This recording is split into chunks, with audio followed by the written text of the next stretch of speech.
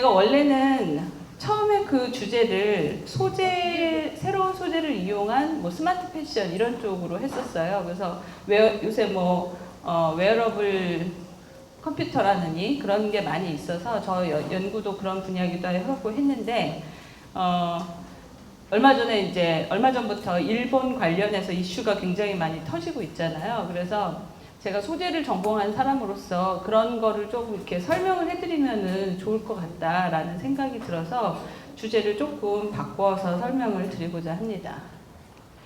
그래서 일단 제가 어떤 일을 했었는지 간단하게 설명을 드리면 좋을 것 같고, 그리고 특히 초중학생들한테, 그러게 학부모님들 계시니까 제가 드리고 싶은 말씀은, 저 같은 경우에는 화학과를 계속 다녔어요. 근데 지금은 공대에 있거든요. 요새는 과들이 굉장히 많이 이렇게 왔다 갔다 해요. 그러니까는 아이들 진로를 정하실 때도 그렇고, 여기 학생들도 진로를 정할 때 꼭 나는 이과 아니면 안 돼, 아니면은 뭐 나는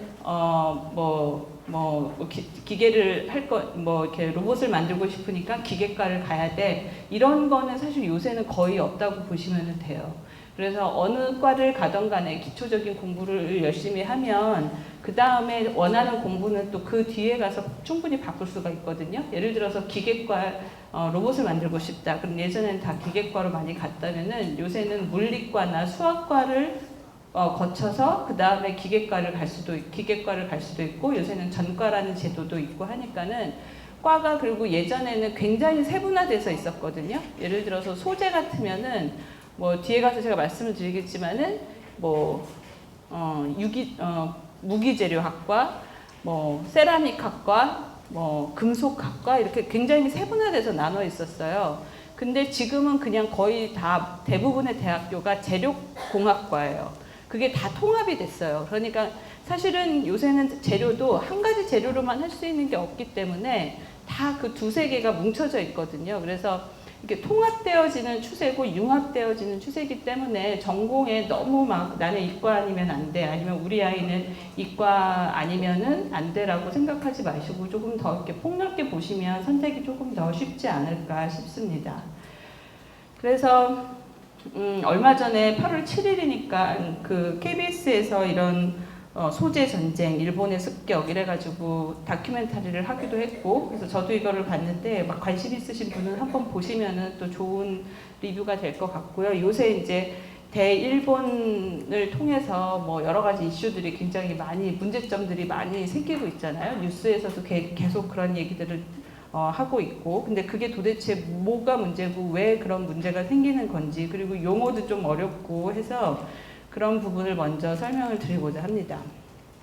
그래서 제가 자료를 한번 이렇게 찾아봤는데, 요새 뉴스 같은 걸 보면은 뭐 불화수소, 포토레지스터, 뭐 폴리이미드 이런 얘기들이 굉장히 많이 나와요. 근데 굉장히 그거는 사실 이런 일이 아니면은 전혀 그 이쪽 업계 쪽 아니면은 들을 일이 없는 일들이거든요, 사실.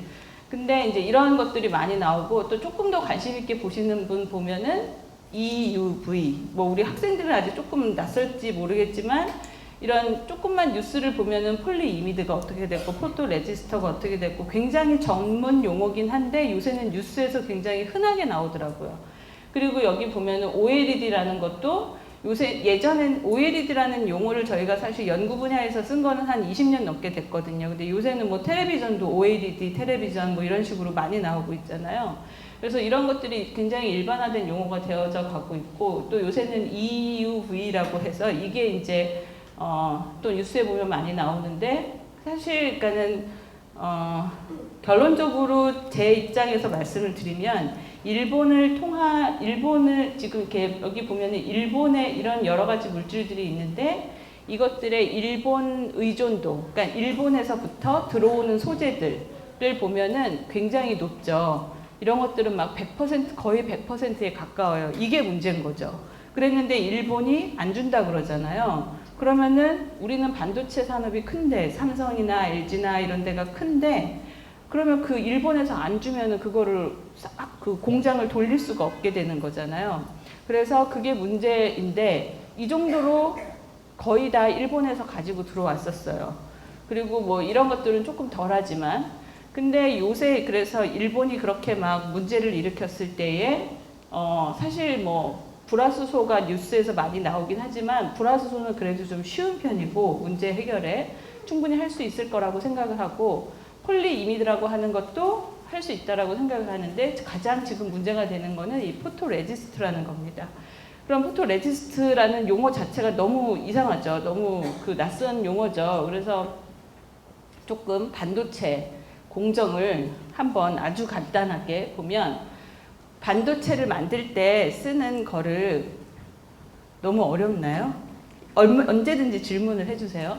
반도체에 만드는 방법을 포토, 리소그래피라고 얘기를 해요. 그래서 그럼 포토란 뭐냐면은 빛이에요. 그리고 리소란 뭐냐면 돌을 의미합니다. 그래피는 그림을 그리는 거예요. 그래서 쉽게 얘기하면 빛으로 돌에 그림을 그리는 거예요. 어떤 그림을 그리느냐? 우리가 이렇게 반도체 여러분들 기판 그 칩 무늬 같은 거 보면 이렇게 복잡한 거미줄 같은 거 있잖아요. 이거를 그리는 거예요. 빛으로. 그게 가장 기본적인 반도체 공정인데 이 그림을 어떻게 그리느냐? 여기다가 이렇게 여기 지금 빨간 부분이 있고 이게 돌이에요. 하늘색으로 된 게 보통 우리가 웨이퍼라고 하는 돌이고 여기 빨간색이 앞에서 얘기를 했던 문제가 되는 포토레지스트라는 거고 그 다음에 요 까만색으로 구멍이 나 있는 부분이 마스크라는 겁니다. 그러면은 마스크가 이렇게 가려진 부분이 있고 뚫린 부분이 있잖아요. 요걸로 빛을 통과를 시키는 거예요. 빛을 통과를 시키면 예를 들어서 빛이 통과된 부분에 요 빨간색 포토레지스트가 굳어버려요.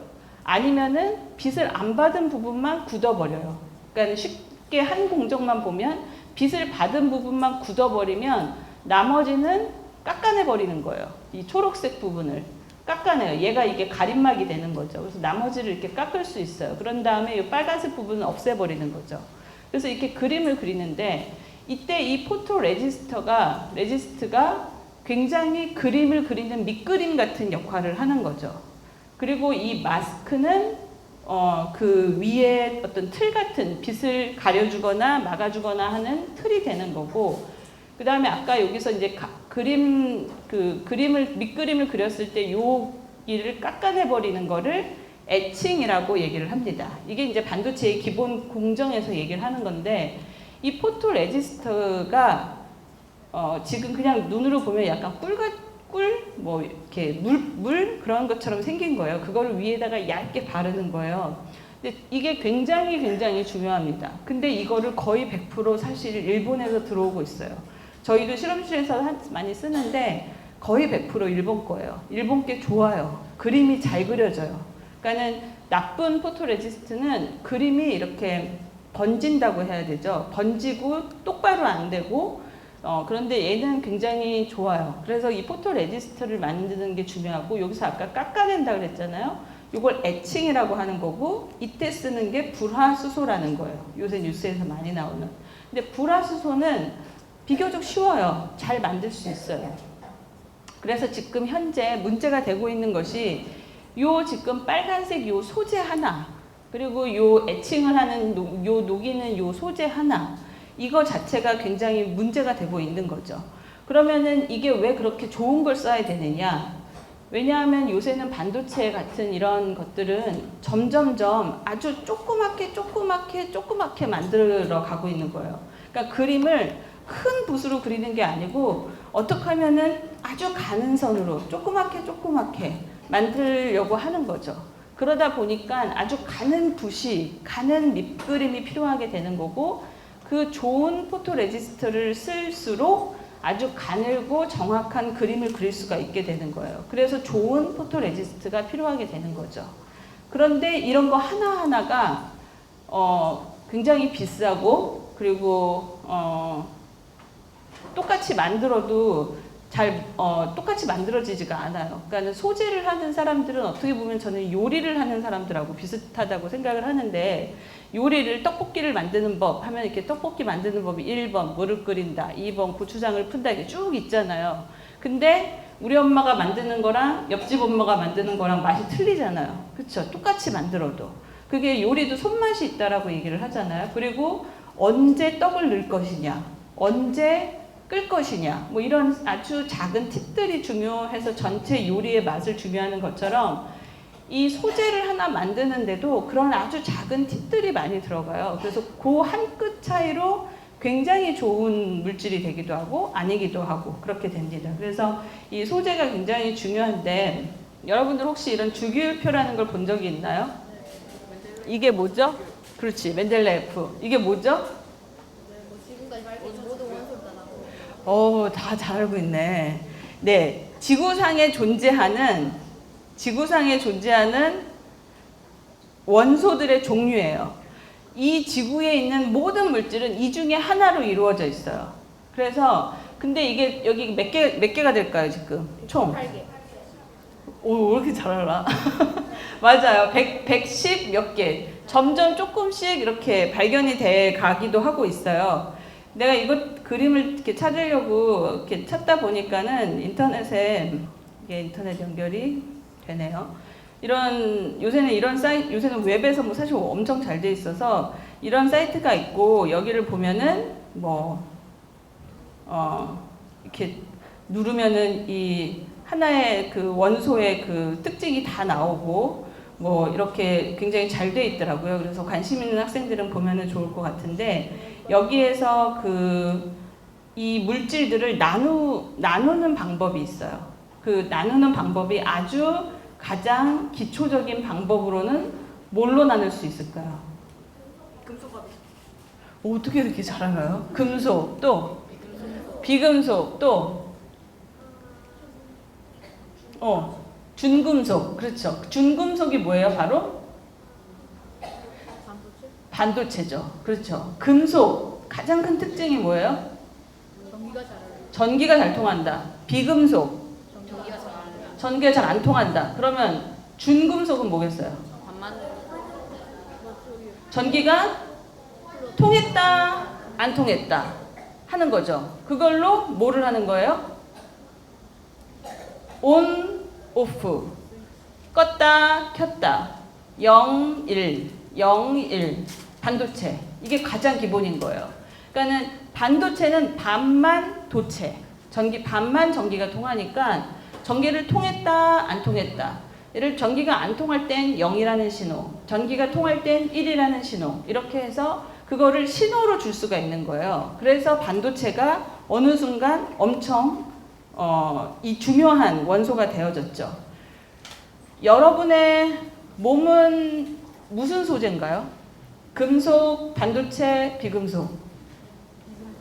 예를 들어서 여러분의 살, 머리카락 이런 거 어떨까요? 전기가 통하나요, 안 통하나요?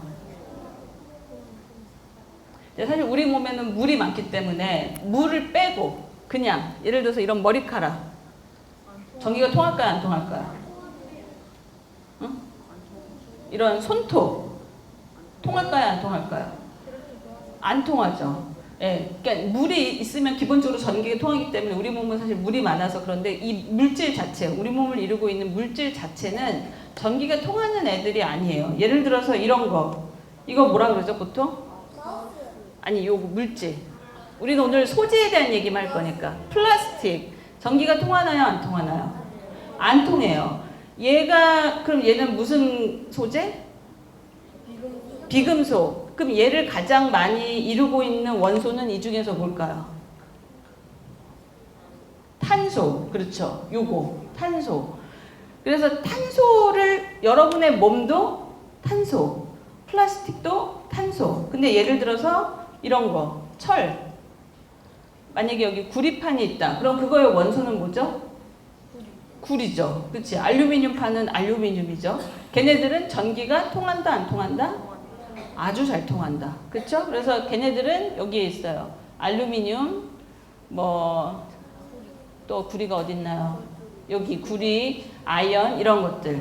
그래서 가장 그게 간단한 분류였어요. 그래서 보면 근데 여기에서 그래서 분리가 이렇게 돼 있죠. 좀 복잡하게 돼 있지만 금속, 비금속, 준금속 이렇게 돼 있고 그래서 비금속을 보면 요쪽 여기 초록색하고 요 파란 부분 그리고 요 가운데 하늘색 요 지금 초록색으로 초록색이 아니고 이게 뭐라 그러죠? 이렇게 연한 초록으로 되어져 있는 붕소, 실리콘, 규소라고 되어 있는 거, 실리콘, 저마늄, 안티모니 이러한 것들이 여기가 준금속, 반도체 몇 개 안 되죠. 반도체는 이 나머지는 다 금속. 그래서 금속이 되게 많아요. 그래서 가장 크게는 이렇게 나눌 수가 있어요. 원소라는 거를. 근데 그래서 예전에 아까 얘기한 것처럼 예전에 예를 들어 서울대학교 같은 경우에는 제가 대학을 갈 때쯤에 금속학과, 섬유공학과, 뭐 세라믹학과 이런 식으로 있었어요. 그러니까는 이 원소 주기율표에 있는 원소 이 묶음처럼. 그래서 금속하는 사람, 금속학과는 금속만 배웠어요. 이런 플라스틱을 잘 몰라요. 근데 요새는 아까 얘기한 것처럼 그게 다 합쳐졌어요. 재료과로. 왜냐하면 재료의 그 분류가 달라졌어요. 어떻게 달라졌느냐. 그래서 요새는 이런 주기율표, 이게 여러분들이 많이 보는 주기율표인데 요새 주기율표는 이런 식으로도 나타낼 수 있어요. 이게 뭐에 따라 나타내는 걸까요? 본 적 있어요? 우와, 뭐예요 이게? 좀 찌그러졌죠? 아까 거보다. 순서는 똑같아요. 양, 그렇죠. 지구상에 존재하는 양에 따라서 이 넓이를 이렇게 표현을 해놨어요. 그래서 보면 뭐가 제일 많아요 지금? 산소 5, 또 수소, 또 그 다음 넓은 게 또 뭐죠? SI, 이게 뭐죠? 질소, 실리콘, 저기 해운대 바닷가에 있는 모래 대부분 실리콘이에요. SiO2긴 하지만 기본 원소는 실리콘이에요. 또 나트륨, 여러분들 몸에도 나트륨 되게 많고 소금에도 있고, 그리고 또 철도 있고, 그래서 우리가 예전부터 철을 많이 써왔죠. 굉장히 흔하게 발견이 되니까. 그리고 여기 탄소, 황, S 이런 것들이 있어요. 그래서 보면은 이 면적에 따라서 보면 우리가 가장 주변에서 쉽게 볼 수 있는 것들이 이제 큰 면적들이에요. 예를 들어서 여러분의 몸은 뭘로 이루어져 있을까요? 물 빼고. 물은 일단 뭐하고 뭐로 이루어져 있죠? 수소, 산소. 그렇지. 수소, 산소. 그쵸? 엄청 많죠. 그래서 지구상에는.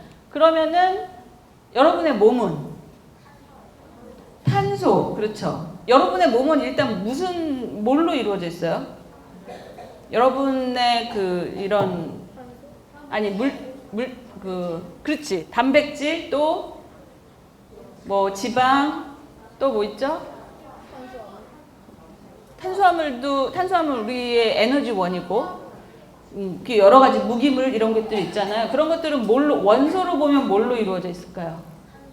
탄소, 또 수소, 또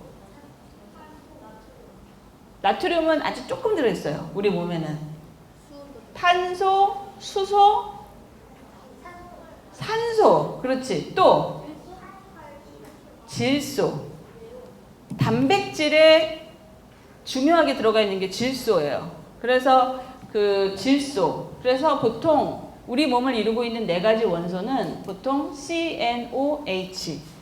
이게 4가지가 여러분의 몸을 이루고 있는 거고, 얘네들은 여러분의 몸뿐만 아니라 식물, 동물들도 다 이 CNOH로 이루어져 있죠. 근데 아까 얘기한 것처럼 이런 금속으로 이루어진 것들은 또 다르고, 반도체도 역시 다르고. 그래서 그렇게 요런 넓은 원소들이 우리 몸이나 동물이나 식물들을 이루고 있기 때문에 또 넓고, 뭐 이제 여기 보면은 여기 색깔별로 보면은 이제 여러 가지 말이 있는데, 그 중에 하나 이제 여러분한테 얘기해 주고 싶은 거는, 여기 보면 핸드폰 모양이 있는 칸들이 있죠. 이게 뭐냐면은 지금 핸드폰을 만드는데 들어가는 재료들이라는 얘기예요. 그래서 보면 핸드폰을 만들 때 예를 들어서 실리콘 같은 경우에는 당연히 들어가겠죠. 아까 그 그림을 그렸던 칩, 반도체 칩의 가장 기본 아까 돌에다가 빗으로 그림을 그린다 그랬잖아요. 그때 그 돌이 실리콘이에요. 대부분. 그 돌이라는 게 실리콘이니까 실리콘은 들어간다 치고 뭐 알루미늄이나 그런 것도 들어가고 할 테지만 요새 이제 점점 달라지는 것 중에 하나가 C나 O는 왜 들어갈까요? 이게 이제 달라지는 세상이 되는 거예요. 그래서 탄소, 우리 몸을 이루고 있는 탄소나 산소, 수소 같은 건데 그게 왜 핸드폰에 어디에 들어가 있다라는 거지? 라는 거고 이게 이제 최근에 소재가 바뀌면서 달라지는 거라는 거죠. 그래서 이렇게 소재를 이렇게 볼 수가 있는데 그래서 이 소재, 물질은 제품을 결정을 해요. 어떤 제품이 나오느냐가 소재에 따라서 달라지게 되는 겁니다. 예를 들어서 가장 대표적인 게 텔레비전을 가지고 한번 얘기를 해볼게요. 여기서도 퀴즈가 있어요. 삼성 텔레비전 광고하고 LG 텔레비전 광고를 여러분한테 보여줄 거예요. 근데 이 두 텔레비전은 기술적으로 굉장히 달라요. 여러분은 어느 텔레비전을 더 좋아하세요? 삼성, TV는 삼성이지. TV는 LG지. 이거는 삼성이에요. 두 개의 차이점을 내가 나중에 물어볼게요. 삼성 TV의 광고와 삼성 TV 요새 가장 잘 나가는 모델이 뭔지 아세요? QLED. 그렇죠. 삼성에서 밀고 있는 텔레비전은 지금 QLED라는 이름도 좀 알파벳으로만 복잡하게 돼 있죠. QLED고 LG는 요새 밀고 있는 텔레비전이 뭔지 아세요? OLED. 두 개가 어떻게 다른지 아세요? 그거를 얘기를 해줄게요. 이거는 삼성 광고예요.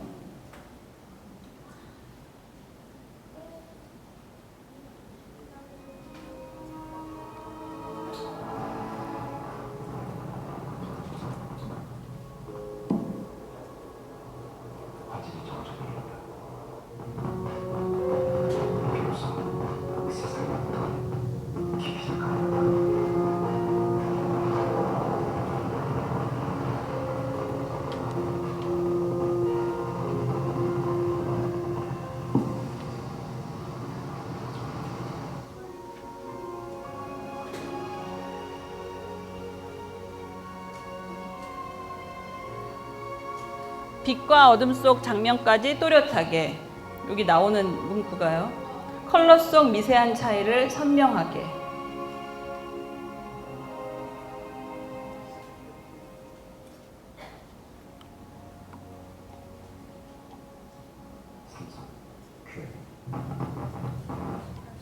이게 삼성이고요. LG 광고.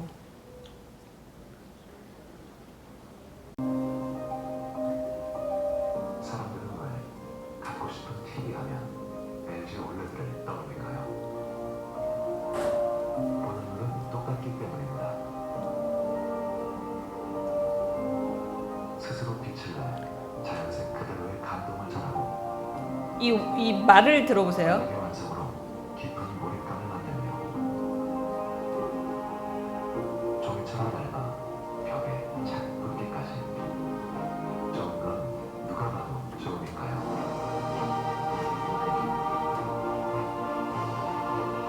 세상 TV들도 마찬가지입니다. 글로벌 TV 제조사 16개 중 14개사가 OLED를 선택했습니다. 세상의 TV, LG OLED를 향합니다. LG OLED TV. 뭐가 다른 것 같아요? 사람들은 왜 네. 두 번째 할게요. 네. 삼성은 화질이 좋은 거 같고요. 삼성은 화질이 좋고 LG는 TV 두께가 얇고 또 LG는 TV 두께가 얇고 소리를 잘 표현한다. 소리? 소리를 잘 소리를 잘 표현한 것 같다. 네. 또? 네. 스스로 빛을 내고 안 내고 누가 스스로 빛을 내는 거죠?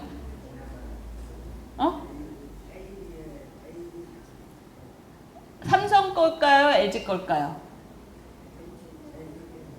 LG. 그렇죠. 아까 설명에도 나왔었죠. 또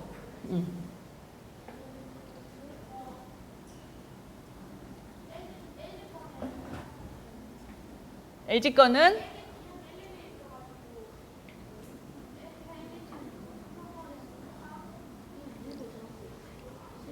조금만 엄마 조금만 더 크게 얘기해 줄래요? LG 거는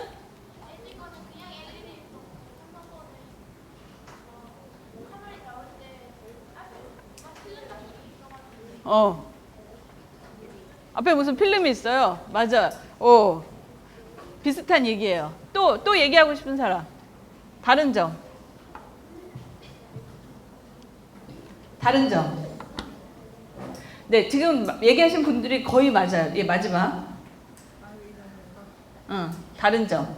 뭐 그냥 LG는 뭐 그냥 얇고 그냥 이런 것만 내세운 것 같고 삼성은 뭐가 그때 광고에서 뭐 이 색 차이가 좀 뚜렷한 거를 좀 더 그거를 그냥 기계적으로 좀 교정을 해서 보여주는 거 같아요. 우와, 이거 학교에서 배우나 보다. 다들 너무 잘 설명을 하네요. 색깔로만 표현하면은 어떠세요? 삼성 거하고 LG의 가장 색깔의 차이로 본다면 삼성은 가장 큰 차이가 하나 있어요. 색깔에 있어서.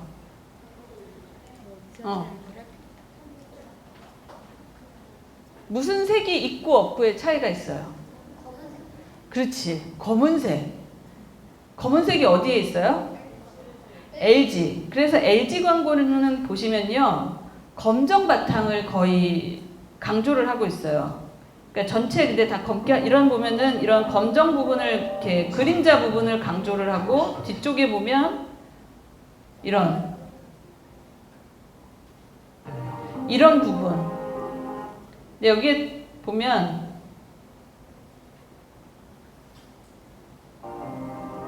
스스로 빛을 내라는 것도 있고 이런 화면 블랙의 완성으로라는 얘기가 있어요. 이 블랙을 보여줘요. 근데 아마 이제 여기 부모님 분들은 아시겠지만 예전의 텔레비전을 기억을 해보면은요. 텔레비전을 딱 끄면 어떻게 되죠? 깜깜해지나요? 아니잖아요. 그쵸? 이렇게 뭔가 있는 것처럼 이렇게 어슴푸레한 새벽녘 같은 막 이런 잔상이 남아요. 그게 안 됐어요. 옛날에는. 완전한 블랙이 안 됐어요. 근데 얘는 블랙의 완성으로라고 얘기를 하고 있고 까만 도화지에 색깔을 넣으니 이게 얼마나 또렷하겠어요. 완전히 그러니까는 뭐 예를 들어서 빨간색을 내고 싶을 때에는 노랑 파랑은 다 끄는 거죠. 빨간색만. 그래서 LG OLED TV는 보면은 굉장히 또렷해요. 색감이. 그리고 선명하고. 왜냐하면 검정 바탕으로 하기 때문에. 왜 검정 바탕이 가능하느냐? 얘는 스스로 빛을 내는 디스플레이의 가장 기본은 RGB, 레드, 그린, 블루 세 가지 색으로 하는데 이 세 가지 색을 다 끌 수가 있어요. 하나씩 킬 수도 있고. 그래서 블랙을 하려면 얘는 이 세 개를 끄면 되는 거예요. 그냥 세 개를 다 스위치를 꺼버리면 돼요. 그러면 완전히 깜깜해지는 거예요. 스스로 빛을 내는 스스로 빛을 내는 빨강, 초록, 파랑이 있기 때문에 이 세 개를 그냥 꺼버리면 돼요. 그래서 까만색이 되는 건데 삼성 같은 경우에는 뭐가 다르냐면 아까 어떤 친구가 얘기하기도 했지만 QLED에서 이제 Q라는 게 뒤에 가서 시간이 있을지 모르겠지만 QLED도 사실은 여기서 쓰는 Q라는 게 퀀텀 닷이라는 거고 걔도 원래는 스스로 빛을 내는 애예요. 근데 삼성의 사실 QLED는 아직 진짜 퀀텀 닷을 못 쓰고 있어요. 스스로 빛을 내는 애를 못 쓰고 있어요. 얘는 그냥 예전의 LED TV하고 사실 거의 유사한 원리입니다. 그래서 얘는 보면 잔상이 좀 남아요. 완전히 꺼지지가 않아요. 그러니까 얘는 뭐냐면은 빛을 뒤에서 예전의 텔레비전처럼 빛을 뒤에서 모든 색깔이 다 섞여 있는 하나의 빛을 쪼여주고 필터로 걸러내는 거예요. 그러니까는 빛을 뒤에서 쪼여주고 빨간색을 내고 싶으면 파랑이나 그린을 막아주는 거예요. 그러니까 얘는 완전한 블랙이 되지가 않아요. 그래서 사실 삼성의 QLED는 아직 진정한 퀀텀 TV라고 얘기를 하기가 좀 어려운 상황이고 삼성은 끊임없이 그 QLED 진짜 퀀텀 TV를 내기 위해서 노력을 하고 있습니다. 그래서 보면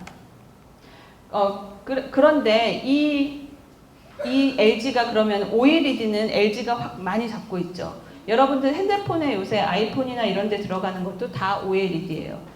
아주 얇아졌어요. 그 색감도 좋고. 그래서 모바일 폰 같은 데도 이게 다 들어가는데 여기에서 이 O가 무엇이냐면은 아까 O가 여기에서 의미하는 게 뭘까요? 산소. 그렇지. O가 산소죠. 근데 그 전에 어디가 있냐. 뒤에 걸 얘기를 먼저 하는 게 좋을 것 같아요. 이거는 별로 좋은 저기가 아니죠. 여기에서 보면 아까 그 주기율표에서 얘기를 한 것처럼 여러분의 생명을 이루고 있는 이 CNOH 이런 부분, 전기가 통하지 않는 이 부분을 아까 비금속이라고도 하지만 또 뭐라고 하냐면은 여러분들 생명, 식물, 동물, 우리 몸 이루고 있는 거라 그랬잖아요. 다 생명체를 갖고 있는 거여서 그거를 이런 재료를 무슨 재료라고 하냐면 유기 재료라고 해요. 유기 재료를 영어로 하면은 뭐죠? 올게닉 재료. 우리 보통 그 시장에서 슈퍼에서 좋은 재료들 그 올게닉이라고 하잖아요. 그 같은 생명력이 있는, 그래서 올게닉, 기가 있는, 살아있는 기운이 있는 유기 재료, 이게 올게닉이고 그 O예요. OLED의 O가 유기 재료, 올게닉을 의미하는 거고, 이거의 반대말은 그러면 뭐겠어요? 기가 있는 거니까 기가 없는 거는 무기 재료. 그래서 예전에 아까 생각이 안 났었는데 예전에 서울대학교에 무기 재료학과가 있었어요. 그래서 저는 그게 정말 무기를 만드는 데인 줄 알았어요. 총, 대포 막 이런 거. 근데 나중에 알고 봤더니 요기를 다루는 금속이랑 반도체를 다루는 과였더라고요. 그러니까 무기 재료, 유기 재료. 그래서 그 유기의 O가 OLED를 얘기를 하는 겁니다. 그래서 근데 이게 그 삼성이 LG가 이렇게 갈 수 있었던 거는 LG가 가장 우리나라에서 큰 화학 회사예요. 플라스틱 회사였어요. 가장 이 플라스틱을 잘 만드는, 아까 그랬죠. 플라스틱이 탄소, 수소, 산소. 그러니까 이거를 잘하니까 유기 재료를 잘하는 데예요. LG는. 그러다 보니까 이 유기 재료 쪽을 기반으로 한 OLED 기술이 굉장히 앞서 나가고 있는 거죠. 그래서 사실 이 OLED 쪽은 지금 LG가 꽉 잡고 아주 잘하고 있고요. 퀀텀 닷 TV가 그러면은 삼성이 민지가 한참 됐는데 이게 왜 어렵냐? 퀀텀 닷이 그 스스로 빛을 내는 물질이에요. 퀀텀 닷도. 근데 퀀텀 닷은 아주 작은 물질이거든요. 근데 여기에 퀀텀 닷, 제일 좋은 퀀텀 닷이 근데 무슨 소재로 이루어진 퀀텀 닷이냐면 카드뮴이라는 거예요. 근데 여러분 카드뮴 하면 무슨 생각이 나요? 그렇지. 중금속. 또 담배? 담배에도 있나? 또 뭐 무슨 정확히 모르겠는데 무슨 이따이 병 막 뭐 그런 이상한 병도 있고 그렇다 그러잖아요. 소비자는 퀀텀 닷이 있는 카드뮴이 있는 텔레비전을 우리 집에 들어놓고 싶어 하지 않아요. 근데 가장 좋은 퀀텀 닷이 카드뮴이었어요. 그리고 유럽 같은 데에는 굉장히 그 환경 규제가 강해서 퀀텀 닷을 기반으로 한 텔레비전은 수입을 못하게 했어요. 그러니까 삼성은 카드뮴을 쓰지 않는 퀀텀 닷을 만들어야 됐어요. 그 시간이 지금 오래 걸렸던 거고 그것 때문에 조금 늦어지고 있는 거예요. 그래서 비카드뮴계로 가는 거죠. 그래서 이게 기술이 되고 안 되고를 떠나서 이게 소재가 뭐냐에 따라서 그 시장이 이게 유해한 거냐, 나쁜 거냐, 좋은 거냐, 성능이 있고 없고는 당연한 거고, 이 소재에 따라서 달라지게 되는 거고, 아까 그 LG 텔레비전 같은 경우에 보면 굉장히 얇았잖아요. 그 얇게 될 수 있었던 것이 올게닉, 유기 재료를 사용하기 때문에 그렇습니다. 스스로 빛을 내는 물질을 만들었기 때문에 그런 거죠. 왜냐하면 예전의 텔레비전, 이게 텔레비전 종류인데요. 예전의 텔레비전 저도 기억이 나는데 예전에 컴퓨터 모니터도 그랬고 보면은 뒤가 이렇게 뚱뚱했어요. 굉장히 뒤가 이 볼록 튀어나온 것이 있어서 여기에 보면 뭐냐면은 커다란 램프 같은 게 있었던 거예요. 전구 같은 게 있다고 생각을 하면 돼요. 그래서 예전의 텔레비전은 뒤에가 이만큼 튀어나왔었어요. 근데 지금은 종이처럼 얇아졌죠. 왜냐하면 이제는 스스로 빛을 내는 물질을 사용하기 때문에 이게 필요가 없어요. 뒤에 빛을 내는 램프가 필요가 없게 되기 때문에 얇아지는 겁니다. 이게 얇아질 수 있었던 거는 유기재료를 이용한 거였기 때문에 가능한 거예요. 그래서 소재가 완전히 바뀌었어요. 소재가 완전히 바뀌면서 이렇게 좋아지게 되는 거죠. 그래서 OLED라는 거는 소재가 달라지면서 예전의 텔레비전은 이렇게 단계가 들어가는 소재도 많고 구조도 복잡했다면 이제 스스로 빛을 내는 물질을 이용을 하게 되면 굉장히 이렇게 간략하게 필름을 몇 개만 겹쳐놓고 나면은 간략하게 될 수 있는 그런 겁니다.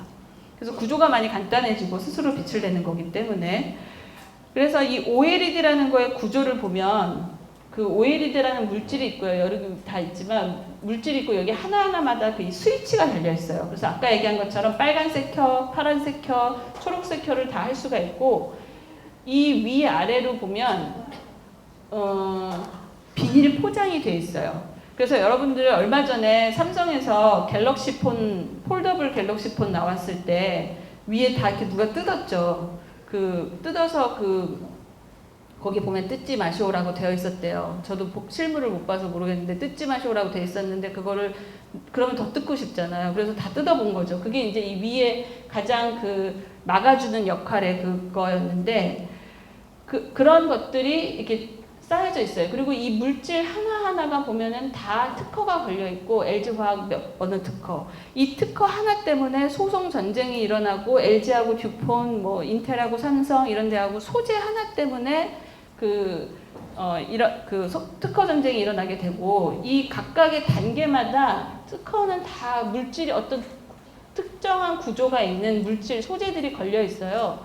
근데 이거 하나하나를 LG나 그럼 삼성에서 다 만드느냐? 그렇지 않아요. 요거 하나를 공급하는 중소기업이 있어요. 보통 하청업체라고 얘기를 하고 삼성이나 LG는 여태까지 우리나라 기업은 이런 소재 하나하나를 만들지 않았어요. 다 사서 써서 조립하는, 제조하는 업체들이었죠.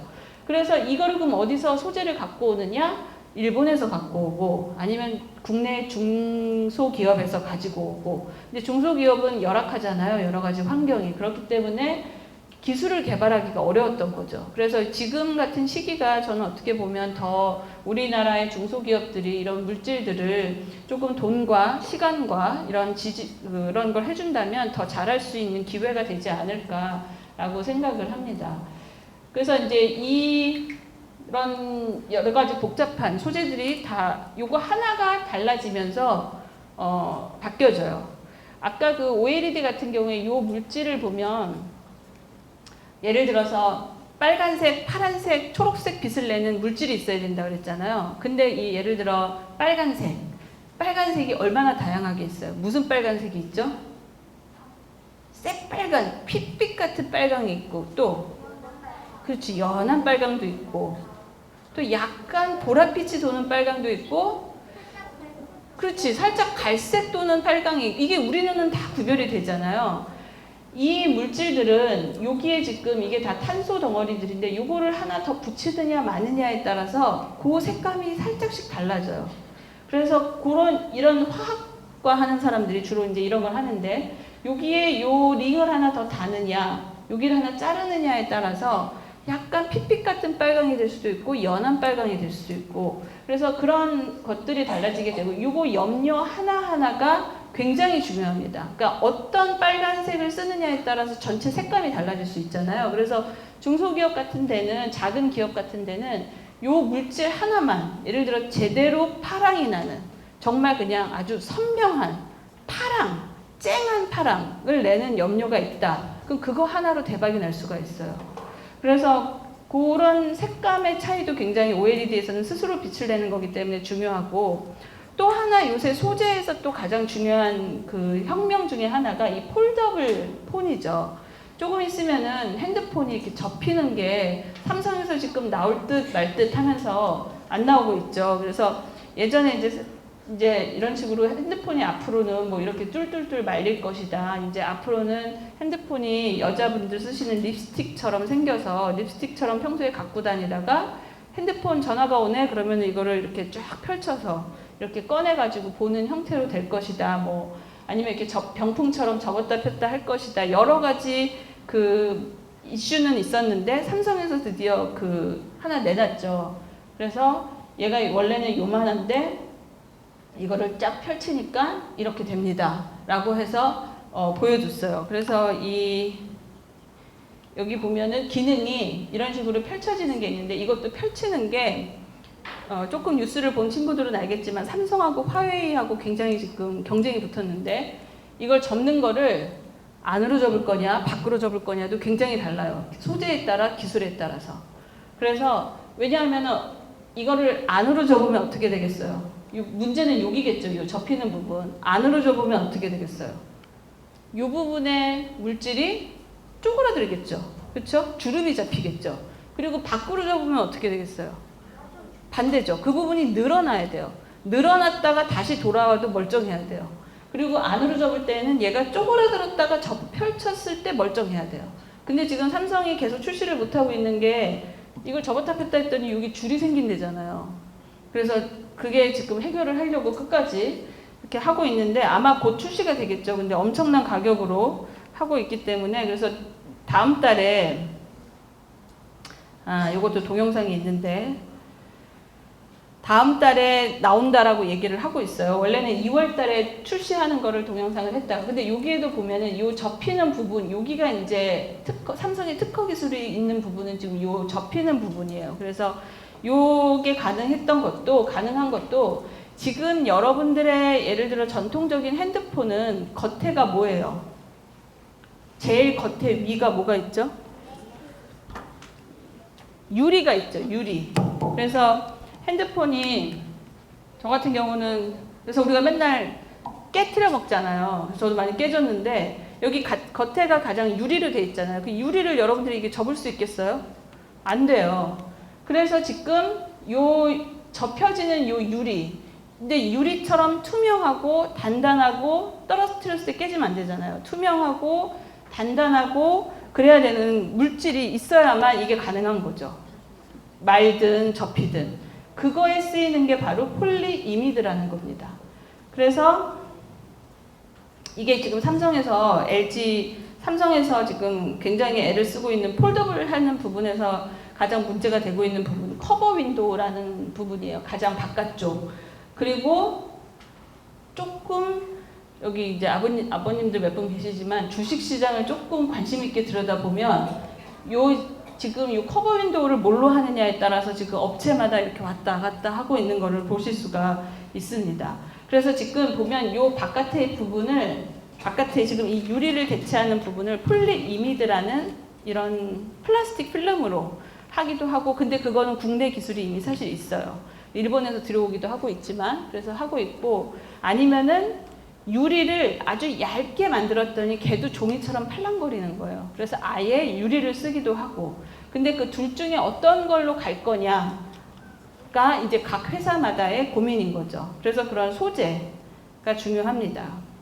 근데 이 소재 그러면은 이렇게 지금 얘기한 대로 소재에 따라서 물질에 따라서 제품의 모양이 완전히 달라져요.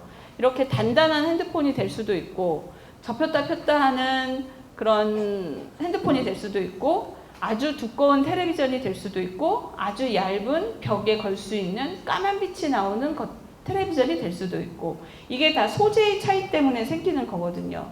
그러면 소재를 잘하면 되겠네. 근데 왜 우리나라가 이제 와서 일본 때문에 소재를 그동안 못했네 큰일 났네 라고 얘기를 하는 거느냐. 소재는 완전 원천 기술이에요. 가장 기본 기술. 그래서 어렵습니다.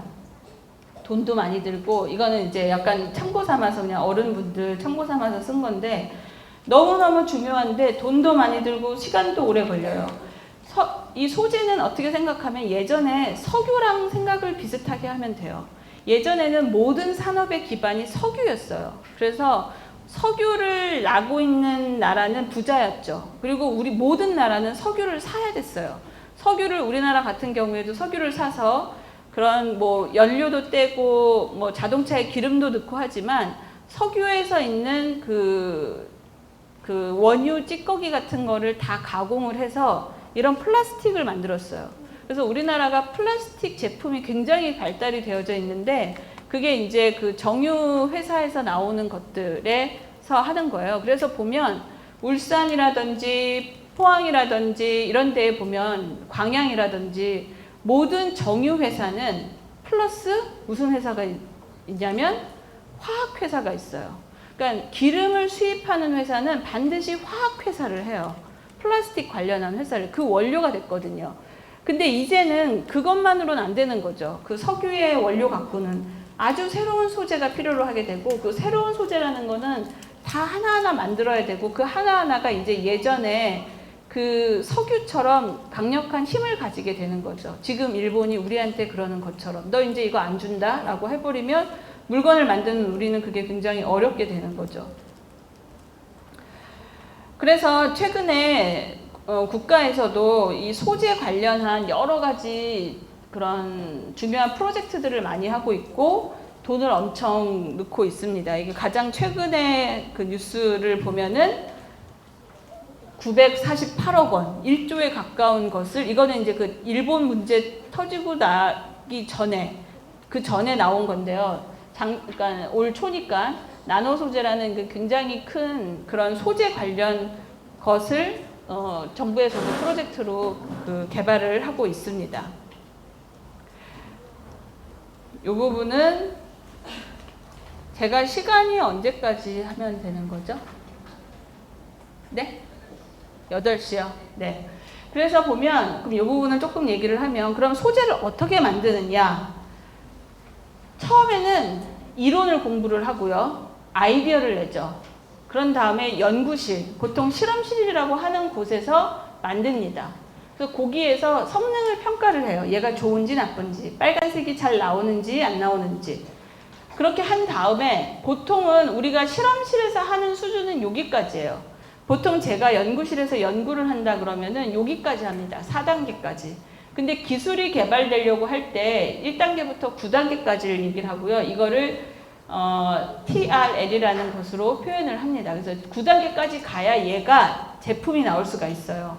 근데 보통은 연구실에서 이제 4단계까지를 하게 되고 그 다음은 이제 공장으로 넘어가게 되는 거예요. 그래서 공장에 넘어가서 시작 어떤 그 조그만한 제품을 하나 만들어서 그걸 평가를 하고 그거를 더 크게 만들고 그리고 그거를 모든 10개를 100개를 만들면 1000개를 만들면 1000개의 텔레비전을 만들면 똑같은 텔레비전이 돼야 되잖아요. 그래서 그렇게 되는 작업을 거쳐야만 이게 시장에 나올 수가 있어요. 그래서 보통 여러분들이 대학에 가서 만약에 공대에 가게 된다 하면은 앞에 이제 이런 이론 부분을 배우는 거죠. 이론 부분을 배우고 만약에 여러분이 공대에 대학원을 갔다, 뭐 화학과의 대학원을 갔다, 연구실을 들어갔다 그러면 보통 한 3, 4단계 정도의 연구를 합니다. 그리고 이제 기업을 갔다. 삼성이나 뭐 현대나 이런 데 기업을 갔다. 그러면은 이제 기업에서도 보면은 크게 두 가지가 있어요. 돈을 버는 부서가 있고 돈을 쓰는 부서가 있죠.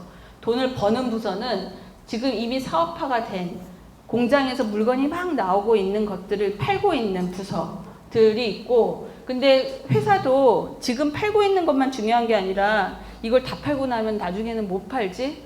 남들이 안 파는 걸 뭘 팔아야 되지? 라는 연구를 해요. 그래서 그 연구를 하는 부분은 대학이나 연구소에서 나온 기술을 뭐 좋은 거 없나 라고 봐서 거기하고 협력을 해서 5단계, 6단계를 가게끔 어떤 테스트를 하게 됩니다. 이게 정말 쓸모가 있는 건지. 그래서 보통 기업의 연구소 같은 부분은 5단계, 6단계 정도를 한다라고 보면 그게 이제 공장으로 넘어가게 되면 우리가 보통 텔레비전에서 보는 삼성 반도체 큰 공장 이런 것들은 이미 완성된 기술로 되는 거죠. 그러니까는 소재라는 게 하나 개발이 되려면은 소재뿐만이 아니라 사실 뭐 어떤 소자도 다 마찬가지지만 이 수없이 많은 단계를 거쳐야 되는 거고 소재 같은 경우에는 굉장히 훨씬 더 어려워요. 아까 얘기한 것처럼 파란색, 아주 쨍한 밝은 파랑이 나오게 하는 그 물질을 찾기가 어려운 거죠. 그거는 마찬가지로 어떤 거와 같은 거냐면은 뭐 예를 들어서 간암을 치료하는 어떤 항암제를 개발하는 게 굉장히 어렵잖아요. 똑같아요, 개념이. 그래서 소재라는 거는 그 제약에서 나오는 약과 같이 어떤 특정한 딱 그 기능을 하는 게 필요로 하는데 우리가 항암제나 이런 암을 치료하는 걸 만들기 어려운 것처럼 여기에서 나오는 것도 소재도 굉장히 시간이 오래 걸리고 어렵습니다. 하지만 이게 확보가 되기만 하면은 굉장한 파워를 가질 수 있다라는 것을 알 수가 있습니다. 그래서 아까 다시 얘기한 것처럼 소재는 그 무엇인가? 다시 소재가 중요한 거는 알겠고 그거에 따라서 우리 주변의 제품들이 많이 달라지는 것도 알겠어요. 근데 그럼 소재란 무엇인가를 다시 얘기를 해보자는 거죠. 왜냐하면 소재는 정의가 계속 달라져요. 우리는 역사를 소재로 배웁니다. 사실 여러분은 잘 못했겠지만 여러분들이 역사책에서 배울 때 이렇게 배우죠. 구석기, 신석기, 청동기, 철기, 플라스틱 시대라고 하는데 뭐 플라스틱 시대는 하고 철기 시대까지 보면 구석기, 신석기는 통틀어서 어쨌든 무슨 시대죠? 선사시대는 다 합쳐서 하니까 석기 시대죠. 석기 시대에 쓰는 재료는 뭐다? 돌이죠. 돌은 아까 그 중에서 뭘까요? 주기율표상에서 보면 돌은 사실 조금 애매하긴 한데 반도체 쪽에 가까워요. 근데 그거는 조금 다르고 어쨌든 돌이죠. 얘는 돌이에요. 그 다음에 시대는 청동기 시대였어요. 청동은 뭐죠? 구리, 주석. 걔네들은 그럼 아까 우리가 얘기한 것 중에는 뭐죠? 주기율표상에서 금속. 그렇죠. 금속이에요. 그러면은 왜 석기 시대에서 금속 시대로 넘어가게 됐을까요? 이 중간에 무슨 일이 있었던 거죠?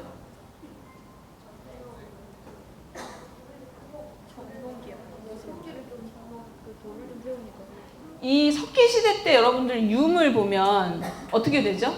어떤 게 있어요? 빗살무늬 토기, 또 돌칼. 그거 어떻게 만들었죠? 그렇지. 갈거나 깨서. 석기 시대에 쓰는 거는 우리 지금 요새로 보면 제일 유사한 건 뭐냐면 돌, 그릇. 우리 거기 세라믹 그릇이라고 하잖아요. 그릇들. 그래서 그릇이나 돌 다 그 비슷한 재료들인데 그릇 엄청 잘 깨지잖아요. 석기시대 돌 이거는 잘 깨지는 게 특징이에요. 세라믹 재료들은. 그래서 얘는 잘 깨져서 잘 깨면 칼도 되고 뭐 뾰족하게도 만들 수 있고 뭉툭하게도 만들 수 있고 하는데 우리가 제대로 만들기는 어렵죠. 어떤 뭐 이렇게 동그란 모양을 만들거나 그릇 모양을 만들거나 하기는 어려웠어요. 근데 깨트려서 만드는 건 한계가 있잖아요. 그러다가 보니까 청동기가 되고 철기, 청동이나 철은 다 금속이에요. 그쵸? 금속인데 요 사이에 무슨 일이 있었던 걸까요? 석기 시대에서 금속 시대로 넘어갈 때. 네. 돌을 갈아서 또 무슨 일이 큰 일이 하나 있었어요. 모의 발견.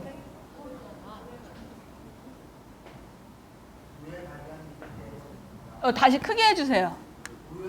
그렇죠. 불의 발견인 거예요. 불이 발견이 되면서 금속을 어떻게 할 수가 있어요? 녹일 수가 있게 된 거죠. 그래서 대장간이 나오는 거죠. 그래서 대장간이 나오면서 얘를 녹여가지고서는 거품집 같은 거에 녹여서 동그랗게도 만들고 뾰족하게도 만들고 이렇게 창도 만들고 하면서 철기 시대까지 오게 된 거죠. 불을 사용을 할 줄 알게 되면서. 그러다가 요새는 플라스틱 시대라는 말을 합니다. 그러니까는 사실 우리는 철기 시대의 끝 무렵쯤에 살고 있어요.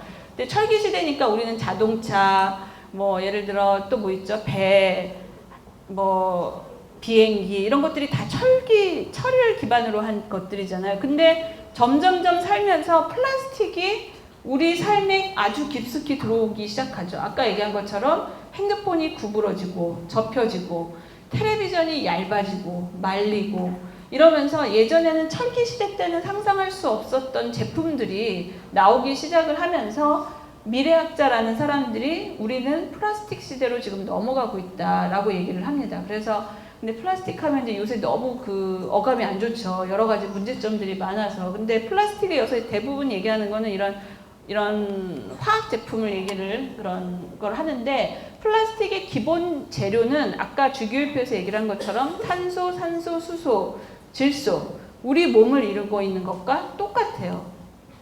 그래서 그런 우리 몸처럼 가볍고, 그래서 말랑하고 형태가 형태를 쉽게 만들 수가 있고, 그런 장점이 있어서 요새 많이들 사용을 하고 있는 겁니다. 그래서 아까 얘기한 것처럼 석기시대부터 철기시대 쭉 거쳐서 이제 1950년대 되면 50년에 그 플라스틱이라는 1950년에 플라스틱이라는 게 발견이 되어졌고, 최근 들어서 2000년 넘어서는 이제 나노라는 게 나오기 시작했거든요. 그러면서 그 플라스틱 시대로 넘어가고 있는 듯한 그런 인상을 주고 있습니다. 그래서 아까 얘기한 것처럼 그 소재를 또 어떻게 나눌 수 있냐면 유기와 무기로 나눌 수 있어서, 유기는 생명체가 있는 것, 무기는 비가 오나 눈이 오나 1000년이 지나나 10,000년이 지나나 그 자리에 그대로 있는 거, 돌, 철 뭐 이런 것들, 그게 무기 재료들입니다. 그래서 유기 재료. 근데 그 아까 얘기한 것처럼 요새는 이런 유기 재료들이, 이게 다 유기 재료들이에요. 유기 재료들이 그 주되게 다 들어가고 있는 거죠. 여러분들의 몸을 이루고 있는 DNA라든가 여러분들이 먹고 있는 모든 음식, 약 이런 것들이 다 유기 재료들이고, 그리고 아까 얘기한 것처럼 석유도 탄소를 기반으로 한 유기 재료들이고, 그래서 최근에는 이러한 유기 재료들이 훨씬 더 우리 주변에 중요한 역할들을 많이 하고 있기 때문에 플라스틱 시대라는 얘기를 합니다. 그래서 전통적으로는 플라스틱, 고분자, 금속, 세라믹 이렇게 나누어지지만 최근 들어서는 하나 갖고는 안 돼요. 그래서 아까 얘기한 것처럼 예전에는 고분자학과, 전국에 고분자학과가, 플라스틱 하는 고분자학과가 막 수십 개 있었어요. 근데 다 없어졌어요, 지금은. 금속학과도 예전에는 훨씬 많았는데 지금은 금속학과라는 데도 없어요. 이 모든 금속학과, 세라믹학과, 고분자학과가 다 재료학과로 변했어요. 왜냐면 요새는 하나 갖고 안 돼요. 복합 소재로 쭉 가고 있습니다. 그래서 재료의 구분이 달라진다라는 거를 말씀을 드리고 싶고, 예전에는 생각하지 못했던 재료들이 또 나오는 거예요. 그래서 뒤에 제가 한 가지만 예를 들면은 나노 소재라는 것이 이제 최근에 나오는데, 이 나노 소재라는 게 뭐냐면, 그럼 나노라는 거는 뭐죠? 10의 마이너스 9승, 10억분의 1을 나타내는 것으로서 아주 작은 거를 의미를 해요. 그래서 이 1나노미터에는 여기 수소 원자를 10개를 이렇게 놓을 수가 있어요. 여러분들의 머리카락은, 아주 가는 머리카락은 몇 나노쯤 될까요? 1000? 그러니까 이게 나노가 얼마나 작은 건지를 보려면 여러분의 이 머리카락 하나를 몇 분의 1로 쪼개면 될까요? 얘는 몇 나노? 1000? 만? 1억? 1억은 너무 크지 않을까? 한 나노로 따진다면은 한 10만 정도를 해요. 그러니까는 이 머리카락 하나를 10만 분의 1로 쪼개면은 그게 1나노가 되는 거예요. 그래서 그만큼 작은 건데, 그럼 이게 현미경을 가지고 잎사귀를 점점 들여다보다 보면 이렇게 원자까지 볼 수가 있게 되거든요. 근데 이 원자 하나 정도의 그게 이제 나노 1나노 같으면 아까 얘기했듯이 수소가 10개 정도 있는 그런 작은 건데, 이 나노라는 것이 나오게 된 배경은 한 50년 전부터 굉장히 좋은 현미경이 나오기 시작한 거예요. 전자현미경. 여기 보는 것처럼 현미경으로 아주 작은 것까지 볼 수 있게 된 거죠. 어느 순간 과학기술이 굉장히 많이 발전을 했어요. 현대사회로 들어서면서. 언제 그렇게 발전을 했을까요? 최근에 100년 사이에 자리를 잘 잡았어. 언제일까요? 1905년? 네, 무슨 일이 있었죠? 네, 아인슈타인이 왜 그렇게 연구를 열심히 했을까요? 그때 무슨 일이 있었죠? 전 세계적으로? 전쟁이 있었죠. 전쟁이 있으니까 각 나라에서 엄청나게 과학기술을 발전을 시켜야만 하는 거예요. 그래서 여러분이 아는 거의 유명한 과학자들은 다 그때 전쟁 때의 과학자들이에요. 아인슈타인, 또 누구 있죠?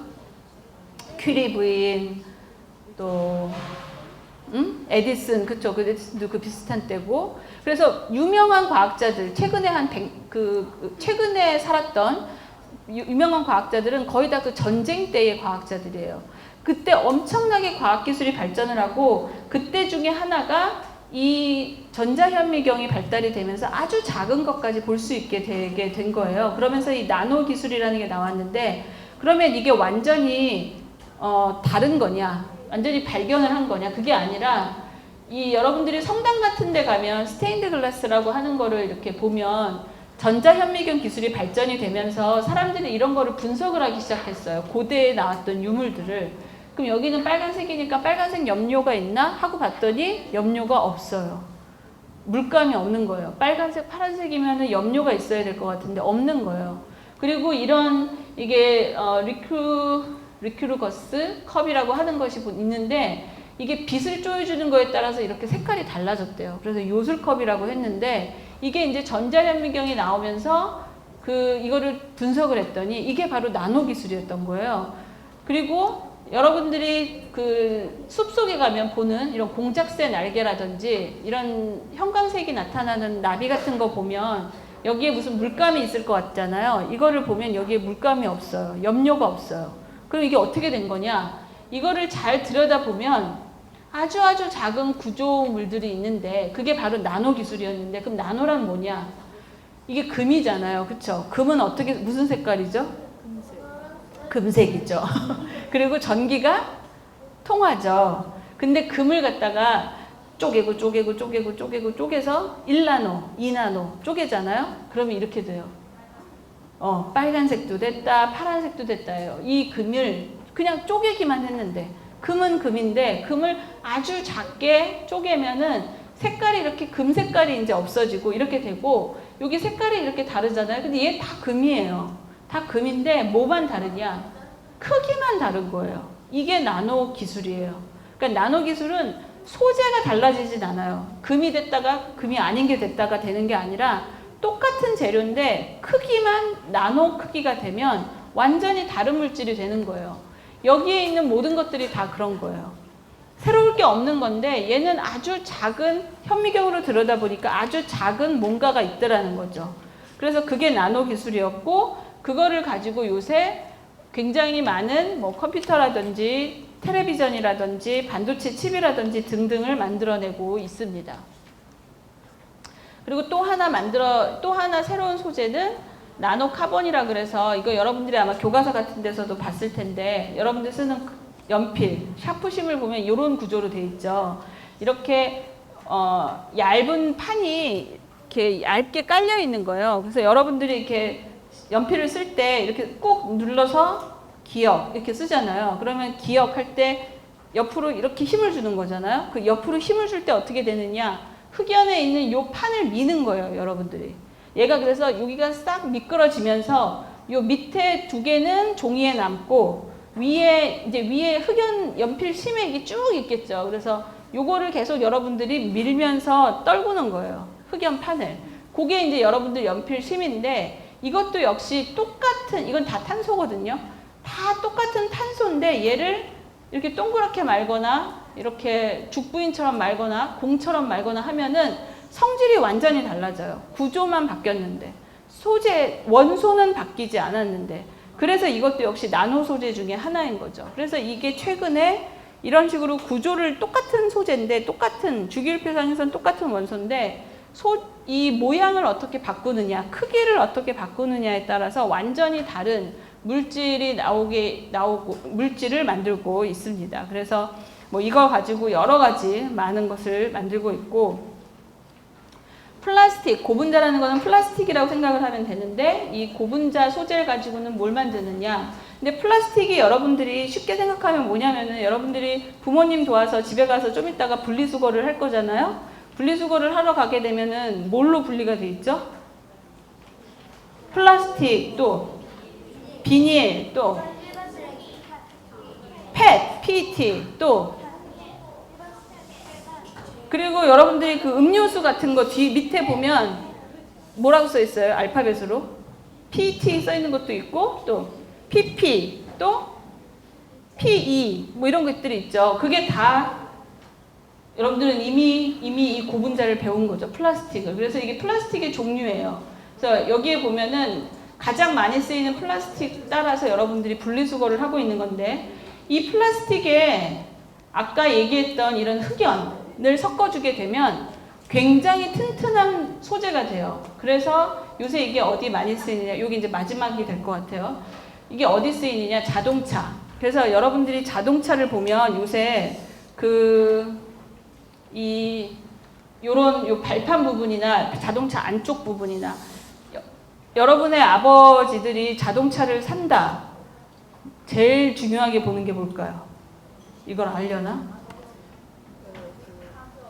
가격, 또 기름 얼마 먹나? 그렇지, 기름 얼마 먹나. 그걸 조금 더 유식하게 두 글자로 연비라고 하죠. 그렇죠. 연비가 좋으려면은 차가 무거워야 될까요? 가벼워야 될까요? 그럼 플라스틱으로 만들면 되겠네요. 부서져요. 부서지죠. 그렇죠. 그럼 어떻게 해야 돼요? 가벼우면서 튼튼해야 돼요. 그게 뭐냐? 복합 소재인 거예요. 아까 얘기한 것처럼 플라스틱에, 여러분들이 그 분리수거하는 그런 종류의 플라스틱에 아까 얘기했던 흑연, 그런 것들을 섞어서 잘 만들어주면 복합 소재라는 게 나오는데, 지금 자동차의 대부분은 이 복합 소재가 쓰이고 있어요. 이렇게 두들겨 보세요, 한번. 이렇게 두들겨 보면 철인지 철이 아닌지 알 수 있잖아요. 철이 아닌 플라스틱처럼 보이는 거는 다 이거예요. 복합 소재. 이게 연비를 줄여줍니다. 그리고 굉장히 강해요. 얼마만큼 강하냐면은, 또 여러분들이 이 복합 소재를 어디서 볼 수 있냐면은, 여러분들 자전거, 친구가 가진 굉장히 좋은 자전거를 보면 굉장히 튼튼해 보이는데 엄청 가벼운 거 있죠. 그런 거. 그리고 테니스 라켓, 가벼운데 튼튼한 거. 골프채, 이런 것들이 다 이 복합재, 가볍지만 굉장히 강한 소재. 그래서 이쪽으로도 이런 복합 소재, 새로운 소재들이 많이 사용이 되고 있습니다. 이거는 이제 아까 디스플레이에서 충분히 얘기를 한 것 같아서 요거는 넘어가고, 마지막으로 원래는 사실 이 주제로 얘기를 하려고 했는데, 그런 식으로 해서 이제는 소재가 많이 달라지면서 시장이 완전히 바뀌고 있어요. 그래서 여러분들이 세상의 그 그림이 많이 달라지고 있는 거죠. 근데 나중에는 아니고 요새는 이런 제품이 나오기도 하는데, 이제 앞으로는 이렇게 세상이 바뀔 거예요. 여러분들이 운동을 할 때도 이런 식으로 내 심박수가 저장이 되어지고, 이게 영어라서 내가 껐는데요. 운동을 하면서 이런 이제 운동복에 이런 것들이 다 장착이 되어져서 핸드폰도 충전되고, 그리고 이런 오염물을 해도 이렇게 묻지 않는, 그리고 세탁을 안 해도 되겠죠. 이런 것들, 그 다음에 충전도 할 수 있고, 그 다음에 GPS 신호 같은 거 있고, 이거는 물에 젖지 않는 소재들.